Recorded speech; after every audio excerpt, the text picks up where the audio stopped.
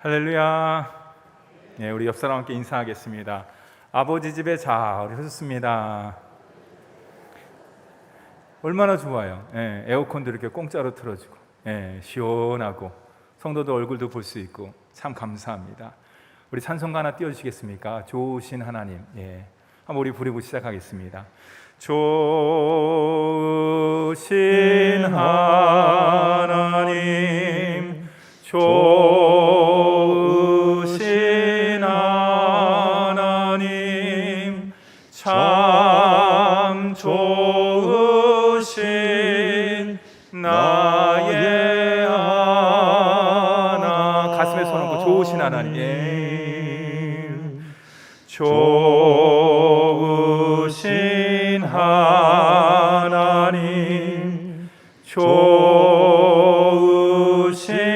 하나님, 참 좋으신 나의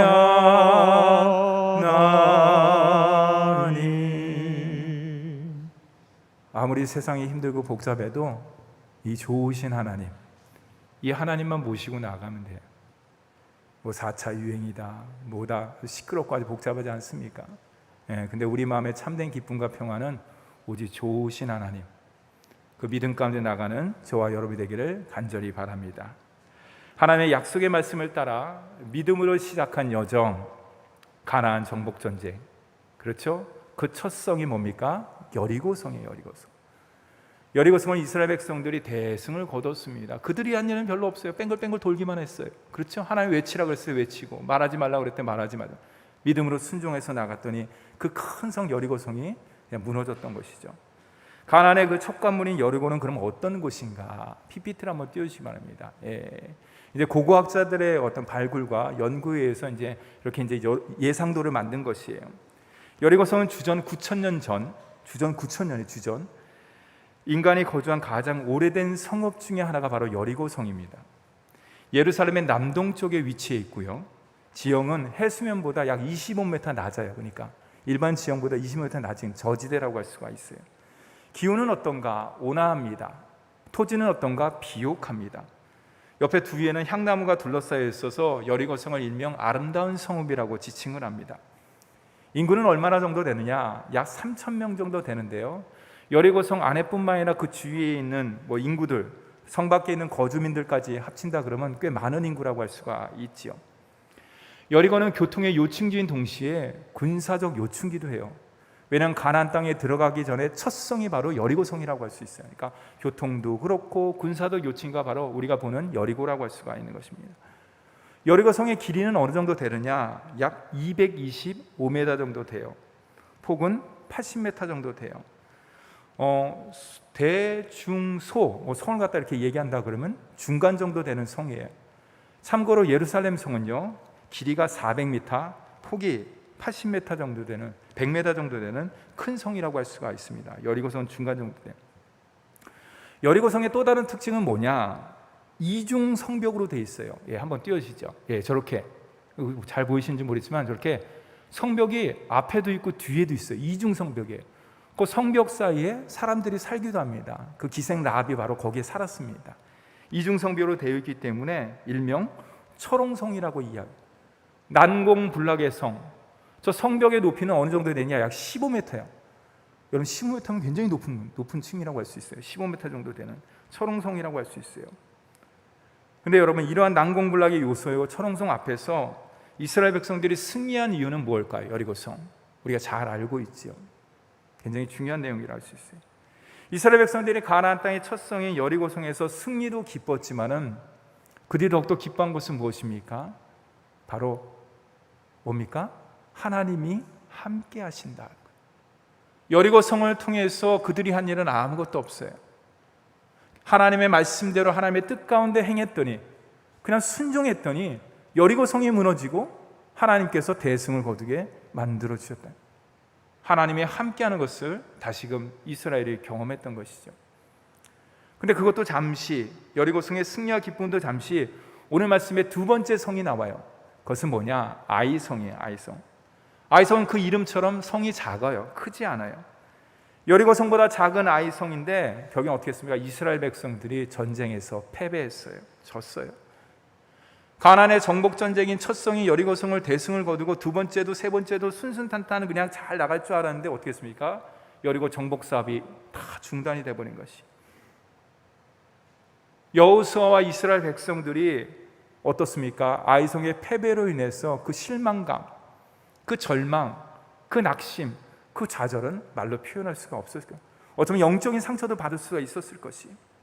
왜냐하면 암만 생각하더라도 아이성은 여리고 성보다 작기 때문에 본인들이 실패할 이유가 없다고 생각했거든요. 근데 실패를 했어요. 왜 그랬을까? 다 같이 1절 말씀을 함께 읽도록 하겠습니다. 1절 말씀입니다. 시작. 이스라엘 자손들이 온전히 바친 물건으로 말미암아 범죄하였으니 이는 유다 자손 세라의 증손 삽디의 손자 갈미의 아들 아간이 온전히 바친 물건을 가졌습니다. 여호와께서 이스라엘 자손들에게 진노했다라는 것이에요. 거기에 중요한 내용은 이스라엘 자손들이 온전히 바친 물건으로 말미암아 범죄하였다. 아간이 아니에요. 나중에 조금 이따 설명하겠지만 이스라엘 자손들이 범죄한 것이. 여러분, 전쟁에서 패한 것은 아간이라는 한 사람이 하나님의 거룩한 전쟁, 성전, 하렘을 무시했어요. 하나님의 약속의 말씀을 어겼습니다. 그리고 하나님의 물건을 갖다 도둑질했어요. 오늘 말씀에도 나와 있지만. 그리고 자기 장막 뒤에 깊이 숨겼어요. 그런데 이것은 우리 눈에 보이는 모습이에요. 아이성이 패배한 이유가 눈에 보이는 모습인데 진짜 아이성에서 전쟁에 패한 이유는 또 다르게 있어요. 그것은 뭐냐? 우리 3절 말씀을 함께 읽도록 하겠습니다. 시작. 여호수아에게로 돌아와 그에게 이르되 백성을 다 올라가게 하지 말고 2-3천 명만 올라가시소서. 그들은 소수이니 모든 백성을 그리로 보내어 수고롭게 하지 마소서 하므로. 뭡니까? 여리고 성과 달리 아이성 정탐꾼들은요 지나치게 낙관적으로 보고를 했어요. 눈에 보이니까 별로 크지 않거든요. 거기에 있는 사람도 크지 않거든요. 그러니까 낙관적으로 보고했어요. 여호수아님, 아이성 공략에 많은 사람 보낼 필요 없습니다. 그냥 한 2-3천 명 소수만 보내서 공격하더라도 우리가 충분히 승산이 있습니다. 반드시 이길 것입니다. 큰 성 여리고도 이겼는데 이 작은 아이성쯤이야 시군중 먹기지 않습니까? 아마 그런 생각을 한 것 같아요. 여러분, 이걸 통해서 우리가 분명히 알 수 있는 것은 이들의 마음 상태예요. 이들의 마음가짐, 영적인 상태가 어떤 것인지 알 수가 있는 것이에요.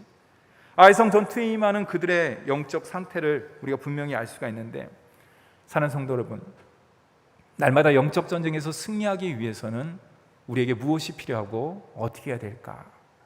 저를 한번 따라서 하겠습니다. 기도밖에는 없습니다. 기도밖에 없어요. 다 같이 여호수아 5장 14절 말씀도 함께 읽도록 하겠습니다. 14절 말씀입니다. 시작. 그가 이르되 아니라 나는 여호와의 군대 장관으로 지금 왔느니라 하는지라. 여호수아가 얼굴을 땅에 대고 엎드려 절하고 그에게 이르되 내 주여 종에게 무슨 말씀을 하려 하시나이까. 여러분, 이 내용은 무슨 내용이냐면요, 여리고성 전투하기 전의 모습이에요. 여리고성 전투하기 전에 여호수아가 군대 장관, 여호와의 군대 장관을 봅니다. 그러면서 이야기합니다. 너 누구 편이야? 우리 편이야? 아니면 가나안 저 적군이야? 그랬을 때 여호와의 군대 장관이 분명히 이야기합니다. 나는 이 편도 아니고 저 편도 아니고 뭐냐? 나는 여호와의 군대 장관으로 지금 왔다. 여호수아가 안 것이에요. 여호수아가 자신을 철저하게 낮췄어요. 엎드려 얼굴을 땅에 대고 절했다는 뜻이 무엇이냐? 자기 자신을 낮췄다는 것이에요. 자기 자신을 낮췄다는 게 무엇입니까? 오직 하나님의 도움과 하나님의 은혜를 구했다는 것이. 여호수아는 분명히 알았어요. 여호와의 군대 장관을 통해서 그는 알았습니다. 뭐냐? 이 여리고 가물인 첫 성인 여리고 전쟁은 군사력과 전투력과 숫자에 의해 선 것이 아니다. 뭡니까? 오직 하나님의 능력, 그 하나님의 은혜로 이루어진다는 것을 여호수아는 분명히 알았기 때문에 그 군대 장관 앞에서 얼굴을 땅에 대고 엎드려 절했던 것이. 여러분, 여호수아가 누구예요? 모세에 의해서 이스라엘의 대표자입니다. 요즘 말로 이야기하면 지도자의 지도자, 대통령 왕이라고 할 수가 있는 것이에요. 그가 군대장관 앞에서 엎드렸다는 것이 무엇입니까? 이스라엘의 대표자로서 뭡니까? 그 모든 작전권을 당신에게 제가 이양을 하겠습니다. 올림픽이 시작되었습니다. 그렇죠. 코로나 안에서 여러 가지 어려움 가운데 있지만은 올림픽이 시작됐습니다. 근데 올림픽 선수들이 열심히, 요즘엔 태능 아닌 진천 선수촌이죠. 거기서 열심히 땀을 흘리는 이유는 뭐냐면, 물론 자기의 영광을 위해서도 있지만은 거기에 뭘 딱 답니까? 태극마크 딱 달잖아요. 국위선양을 위해서 나라를 대표하면서 나가는 것이에요. 마찬가지예요. 이스라엘 대표자인 여호수아가 군대장관 앞에서 머리를 숙이고 나왔다는 것은 뭡니까? 내 모든 작전권을 내가 지휘하는 것이 아니라 당신 앞에 내가 이양을 하겠습니다. 여러분, 기도가 무엇이에요? 기도는 하나님의 자녀로서 하나님께 필요한 것을 구하는 것, 그 이상이라고 할 수가 있는 것이에요. 기도는 나의 삶의 주인이 내가 아니라 하나님의 것을 날마다 고백하는 신앙 고백이 바로 저와 여러분의 기도라고 할 수가 있는 거예요. 그래서 기도하는 것을 갖다 쉬지 말라고 한 이유는 뭐냐? 날마다 내가 누군지를, 내가 하나님의 자녀가 됨으로 인해서 이 땅 가운데 내가 어떠한 삶을 살아야 되는 것을 기도를 통해서, 말씀을 통해서 날마다 깨달을 수가 있는 거예요. 오늘 말씀 가운데 적용을 한다 그러면, 기도는 내 삶의 모든 작전권을 내가 갖고 있는 것이 아니라 하나님께 이양을 하겠습니다. 하나님께 맡기겠습니다. 하나님께 내드리겠습니다. 그러면서 손 벌리는 것이 바로 기도의 내용이라고 할 수가 있는 겁니다. 우리가 여기서 주목할 수 있는 것은 무엇이냐? 우리가 여호수아 여리고 전쟁과 아이성의 전투를 비교해 볼 때 여리고 공격과 아이 공격은 너무너무나 달라요. 모습을 보면은 너무나 차이가 있어요. 아이성 전투에는 아까 얘기했듯이 하나님의 개가 앞장섰다, 여호와의 군대 장관을 만났다, 또 도움을 구했다, 그런 말이 하나도 없어요. 여호수아가 엎드려 기도했다는 말이 없어요. 하나님께 간구했다는 말도 없습니다. 아이성으로 올라갔다는 내용도 없어요. 기도하면서 그들은 그냥 여리고성의 승리에 도취한 나머지 자신의 전쟁 경험을 의지하면서 하나님께 도움을 구하지 않았다는 것밖에 안 되는 것이, 여러분, 이게 우리 인생에도 그대로 적용되는 것이. 여리고 승리 이후에 그들의 마음이 어땠을까요? 우쭐했을 것 같아요. 지금까지 잘했으니까 앞으로는 더 잘할 수 있을 거야. 물론 자신만만한 마음은 나쁘지 않습니다. 좋은 것입니다. 긍정적 마인드라고 할 수가 있는 것이죠. 그러나 오늘 말씀 가운데 결국에는 패했어요. 전쟁에 졌다는 것이에요. 이런 이스라엘 모습은 오늘 우리들의 모습도 동일하다고 할 수가 있는 거예요. 우리의 모습이기도 합니다. 문제가 크면 클수록 어떡합니까? 하나님 앞에서 열심히 기도합니다. 밤낮 기도합니다. 눈물 흘리면서 기도합니다. 무릎 꿇으면서 기도합니다. 근데 작은 문제 앞에서는요, 그냥 내 경험, 내 지식, 이거로도 할 수 있어. 저는 그래요. 내 경험과 내 지식을 앞세우면서 나가려는 경우가 너무너무나 많은 것을 저는 제 자신을 통해서 발견할 수가 있습니다. 사랑하는 성도 여러분, 목사님, 이런 거는 뭐 큰 문제가 되겠습니까?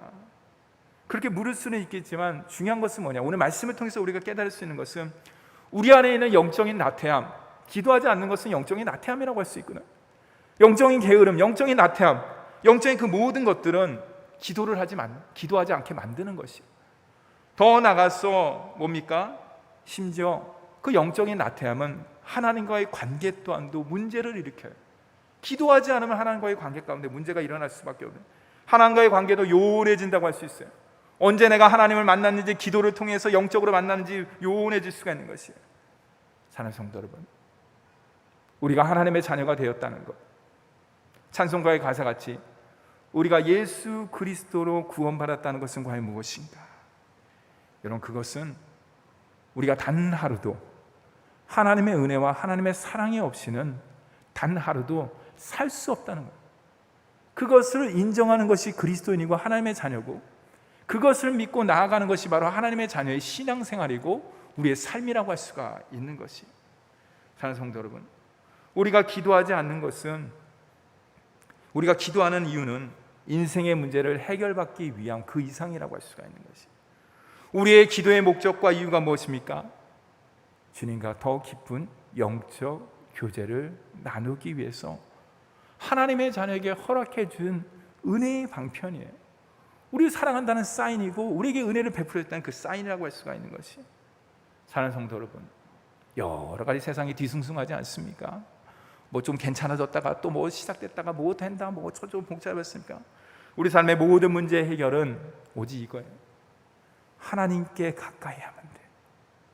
말씀을 통해서, 기도를 통해서, 예배를 통해서, 어떤 방법을 통해서든지, SNS를 통해서든지, 모바일을 통해서든지, 문자를 통해서든지, 컴퓨터를 통해서든지 세상과 가까이 하는 것이 아니라 주님을 가까이 하면 가까이 할수록 저와 여러분의 삶의 모든 문제는 주님의 사랑과 주님의 은혜 가운데 온전히 해결되는 줄 믿으시기 바랍니다. 오늘도 주님과 깊은 교제를 나누세요. 이 예배 시간이 하나님을 만나는 귀한 시간이라는 것을 마음 가운데 새기고 그러면서 나아갈 때 오늘 한 주간에 우리의 삶 가운데 펼쳐지는 모든 것들은 주님의 장중 안에 주님의 계획과 주님의 섭리 가운데 승리의 개가를 부르며 우리의 심령과 우리의 가정과 우리의 삶 가운데 주님께서 그 결과물로서 평안을 허락해 주신 줄 믿으시기 바랍니다. 그렇다면 영적 전쟁에서 이기기 위해서는 어떻게 되는가? 저를 한번 따라서 보겠습니다. 하나님께 날마다 공급받아야 됩니다. 첫 번째 중요한 건 뭐냐면 날마다예요. 날마다. 매일 순간순간마다 날마다 누구에게? 주님께 공급을 받아야 된다. 무엇을 어떻게 공급받느냐? 제가 말씀드리겠습니다. 아이성의 패배는 하나님의 물건을 훔친 아간 한 개인의 문제가 아니에요. 아까 제가 1절에 얘기했듯이 이스라엘 백성들이 다 범죄했다는 것이에요. 무슨 말이냐?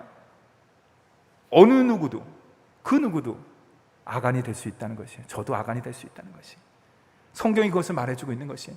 이것은 한 개인의 아간이 악한 마음, 탐심을 먹어서 그렇게 한 것이 아니라 누구든지 아간의 모습으로, 아간의 위치에서 하나님 앞에 범죄할 수 있다는 것을 오늘 말씀을 통해서 이야기하는 것이에요. 그런데 여러분, 아간이 훔친 물건은 성물이 아니에요. 스페셜한 물건이 아니에요. 제가 말씀을 묵상해 보니까 그냥 삶 가운데 필요한 물건이라고 할 수가 있어요. 아간이 훔친 물건은 신한산 외투입니다. 그것은 뭡니까? 긴 전쟁을 위해서 자기 자신을 보호하기 위해서, 몸을 보호하기 위해서 준비한 것이, 그렇죠? 그것을 훔친 것이 긴 전투를 위해서 꼭 필요한 물건이 바로 외투라고 할 수가 있는 것이, 추위를 견디기 위해서. 은 200세겔과 금 50세겔? 여러분 생각해 보세요. 아간이 그것을 왜 훔쳤습니까? 마트 가서, 시장 가서 뭐 좀 맛있는 거 사 먹으려고요? 전쟁 상황에 사 먹을 수 있는 게 아니에요. 근데 왜 그것을 훔쳤을까? 나중에 쓰려고요? 적금식으로 불려고요? 아니에요. 전쟁에는 돈이 필요하지 않아요. 그러면 누가 돈이 필요합니까? 전쟁 후방에 있는 가족들이 필요할 수가 있는 것이에요. 그래서 아간은 그 은 200세겔과 금 50세겔을 훔치면서 아마도 멀리 있는 가족들을 생각하면서 그것을 훔치지 않았냐, 그것을 도둑질하지 않았나 생각해 보게 됩니다. 여러분, 중요한 것이 뭐예요? 이런 마음이 커지면 커질수록 우리 마음 가운데 드는 것은 뭐냐? 내 공로, 내 계획, 내 능력으로 이 모든 것들을 이루었지라는 마음이 우리 마음 가운데 스물스물 올라오는 것이, 그걸 성경은 어려운 말로 뭐라고 이야기하나? 자기의라고 이야기합니다. 자기의를 가지고서는 하나님의 은혜와 하나님의 사랑과 하나님의 능력을 덧입을 수 없다고 성경 곳곳에 이야기를 합니다. 자기의가 커지면 커질수록 뭡니까? 우리가 늘 고백하는 게 있잖아요. 하나님께서 하셨습니다. 이것을 다른 말로 이야기하면 모든 것은 하나님의 은혜입니다는 바꿀 수가 있는 거예요. 하나님이 하셨습니다가 아니라 내가 했다는 것이, 더 나아가서 자기가 커지면 커질수록 하나님의 은혜와 사명을 잃어버릴 수밖에 없는 것이, 그러면은 우리가 날마다 하나님께 공급받기 위해서, 영적으로 재충전받기 위해서 어떻게 되는 거냐? 저를 한번 따라하겠습니다. 하나님의 말씀으로, 하나님 말씀을 통해 공급받아야 됩니다. 그래서 예배가 중요해요. 그래서 말씀 있는 게 중요한 거예요. 그래서 영적으로 충전받는 것이 너무너무나 중요하다고 있는 거예요. 영적 분위기라는 거예요. 여리고 전투를 앞둔 긴박한 상황 가운데서 하나님께서 그들에게 세 가지를 명했어요. 여리고 전투예요. 제일 첫 번째 전투. 이스라엘 백성들이 요단강을 건넜습니다. 출애굽하고 요단강을 건넌 이후에 길갈에서 그들이 세 가지의 모습을 해요. 세 가지를 해요. 첫째는 뭐냐? 요단강 바닥에 있는 돌을 갖다 한 지파에 한 개씩 다 어깨에 메고 와요. 그 다음에 길갈이라는 곳에다 그 돌을 갖다 다 쌓아요. 그 다음에 기념비를 세우는 것이에요. 길갈에 돌들 돌탑이라고 할 수 있죠. 그것을 세우는 것이에요. 그것이 뭐냐? 기억하라는 것이에요. 이 요단강이 그냥 걷는 것이 아니라 몸에 꺼두는 시기, 물이 꽉 찼는데 하나님의 법궤를, 주님의 임재를 앞세우면서 나아갈 때 그것이 마치 홍해같이 쭉 갈라지고 모든 것들이 하나님의 역사 가운데 이루어졌다. 이것을 기억하고 또 기억하는. 그렇죠. 이스라엘 백성들이 영적으로 나태해지고 게을러졌을 때 어떡합니까? 그 돌탑을 멀리서 보는 것이에요. 그 돌탑을 볼 때마다 어떡합니까? 하나님께서 요단강을 건너게 하셨지. 이 모든 것들이 하나님의 은혜고 하나님의 능력이고 하나님의 사랑이지. 여러분 잘 아시죠? 광야 생활을 할 때 가운데 성막을 기점으로 동서남북 세지파 모든 것들을 합니다. 나팔을 불 때마다 이스라엘 백성들이 소집이 됩니다. 그럴 때 뭘 합니까? 하나님의 구름 기둥과 불 기둥, 하나님의 임재를 보는 것이에요. 왜 가운데 있습니까? 동쪽 지파도 서쪽 지파도 북쪽 지파도 남쪽 지파도 다 중심으로 하나님을 바라보면서 나가라. 주님의 임재를 바라볼 때, 구름 기둥을 보고 불 기둥을 볼 때 하나님께서 우리와 함께 하시는, 하나님의 은혜가 우리와 함께 하시는, 이 모든 것들을 넉넉하게 이길 수 있구나. 그것을 날마다 기억하라는. 12개의 기념비 또한도 마찬가지예요. 약사교도를 갖다 보면서 하나님의 은혜를 기억하라. 여리고성의 승리는 전투력에 의한 것이 아니라 전적인 나의 손에 의한 하나님의 은혜 가운데 임한 것이기 때문에 여리고뿐만 아니라 앞으로의 모든 성 또한도, 가나안 가운데 모든 점령하는 모든 것 또한도 하나님의 약속의 말씀을 의지하면서 나갈 때 이루어진다는 것을 기억하라 라는 것이 바로 길갈의 12돌의 기념비예요. 두 번째로 그들이 무엇을 했을까? 그들이 할례를 했어요. 여러분 알다시피 이스라엘 백성들은 요단강을 건넌 이후에 할례를 행합니다. 여러분, 그 할례를 행할 때 그 전에 1세대는 다 돌았어요. 1세대는 할례를 행하는데 2세대가 들어요. 가나안 땅에, 약속의 땅에. 근데 2세대는 할례를 행하지 않았어요. 그러니까 약속의 땅에, 거룩한 땅에 들어가기 전에 하나님의 약속의 말씀을 생각하고 여호수아가 너희들 모든 할례를 행하라. 여러분 잘 생각해 보세요. 여리고성, 아이성, 앞으로 쟁쟁한 전투를 앞두는 상황 가운데 할례를 했어. 근데 그 소문이 가나안 땅 백성들에게 들렸다. 그럼 어떻게 되겠어요? 야, 저들이 지금 아픔 가운데 있으니까 한 3, 4일은 아플 거야. 우리가 그때 급습을 해버리자. 홍해를 가르고 이스라엘 백성들이 이던 그 하나님의 신을 우리가 무력화시켜버리자. 그렇게 얘기했을 거 아니에요. 여러분 할례가 뭡니까? 할례는 몸에 새기는 것뿐만 아니라 마음에 새기는 것. 그래서 마음의 할례라고 신약에 나와 있는 것이잖아요. 그게 뭡니까? 하나님의 자녀의 정체성, 하나님의 자녀의 사명을 다시 한번 기억하며 그런 삶을 살라는 것이 바로 할례를 행한 모습이라고 해요. 우리가 약속의 말씀으로 공급받는다는 것은 무엇이냐? 내가 누군지, 내가 무엇을 해야 되는지 날마다 말씀을 통해서 공급받을 때 그런 삶을 살 수가 있는 거예요. 그냥 옛날에 내가 많이 하나님 말씀, 저 처녀 때 열심히 하나님 일 했습니다. 지금 과거에는 내가 쟁쟁했습니다, 목사님. 아니에요. 우리의 믿음은 다 현재형이에요. 과거형이 아니에요. 지난날에 내가 이런 것들을 했다는 것은 지금은 뭡니까? 그렇지 못하다는 거예요. 그렇기 때문에 날마다 우리의 현재의 믿음을 말씀을 통해서, 우리 장로님께서 기도하신 말씀의 거울을 통해서 점검해 봐야 되는 거예요. 하나님의 약속의 말씀을 공급받아야 되는 것이에요. 영적으로 재충전받아야 되는 것이에요. 핸드폰에 배터리가 없으면 어떻습니까? 몇 %가 남았구나 바로 충전시키는 것처럼 똑같아요. 그것을 충전 안 시킬 때 가장 급한 전화가 올 수도 없고 받을 수도 없는 위기 상황 가운데 오는 것이에요. 마찬가지예요. 우리가 이 땅 가운데 날마다 영적으로 승리하기 위해서는 하나님의 말씀을 먹고 재충전받고 계속 그래야 되는 것이에요. 세 번째로 이스라엘 백성들이 행한 것은 뭐냐? 유월절을 지켰다는 거예요. 유월절을 행했다는 것이에요. 이게 뭡니까? 유월절이 뭐예요? 여러분 잘 아시죠? 이스라엘 백성들이 출애굽할 때 일어난 사건이 바로 유월절이에요. 자기들이 하는 것은 아무것도 없어요. 그렇죠. 모세를 통해서 어린 양을 잡아서 좌우 임방의 문에 다 어린 양의 보혈을 발라라. 그 보혈을 보는 순간 죽음의 사자가 지나갈 것이다. 피값을 어린 양이 치렀다는 거예요. 누구를 위해서? 이스라엘 백성들을 위해서. 그래서 그 집안에 어린 양의 피가 발려진 모든 사람들은 남녀노소 빈부귀천 이방인을 불구하고 다 거기 안에 들어간 사람들은 다 구원을 받았다는 거예요. 핏값을 치렀기에 지금 너희들이 지금 가나안 땅, 요단강을 건너서 가나안 땅 거룩한 전쟁을 하고 있다는 것이, 이것을 기억하라는 것이에요. 이것을 지키라는 것이에요. 이것을 마음판에 가득가득 새기라는 것이에요. 여러분, 우리 역시 마찬가지예요. 우리는 유월절을 지키지 않습니다. 우리는 할례도 행하지 않습니다. 기념비를 세우지도 않았습니다. 그러나 영적 기념비가 있어요. 영적 유월절이 있어요. 영적인 할례, 마음의 할례를 받은 하나님의 자녀라고 할 수가 있는 것이, 그게 뭡니까? 예수 그리스도, 십자가, 주님의 능력, 주님의 보혈이라고 했어요. 예수 그리스도를 믿음으로 말미암아 하나님의 자녀가 됨으로 말미암아서 머리서부터 발끝까지 주님의 보혈이 날마다 우리의 죄와 허물을 씻어주시고 우리를 거듭나게 하여 주사, 하나님께서 우리에게 원하시는 귀한 사명, 그 목적, 그 뜻을 이룰 수 있도록 우리 하나님께서 보듬어 주시고 업어주시고 안아주시고 지켜주시고 인도해 주신 줄 믿으시기 바랍니다. 여러분, 그러기 위해서는 날마다 하나님을 가까이 해야 돼요. 주님을 가까이 해야 돼요. 말씀을 통해서, 예배를 통해서, 기도를 통해서. 여러분, 세상은 혼잡합니다. 복잡합니다. 전 뉴스 그래서 잘 안 봐요. 헤드라인만 봐요. 뭐 이러쿵 저러쿵 뭐 어쩌고 저쩌고 뭐 말이 많아요. 내 마음만 싱숭생숭해져요. 그럴 때 말씀 앞에 딱 나가면 주님께서 괜찮아, 저에게 말씀하셔. 괜찮아? 네가 누구냐? 네가 어떤 사람이냐? 저는 하나님의 자녀입니다. 그렇지. 내가 누구냐?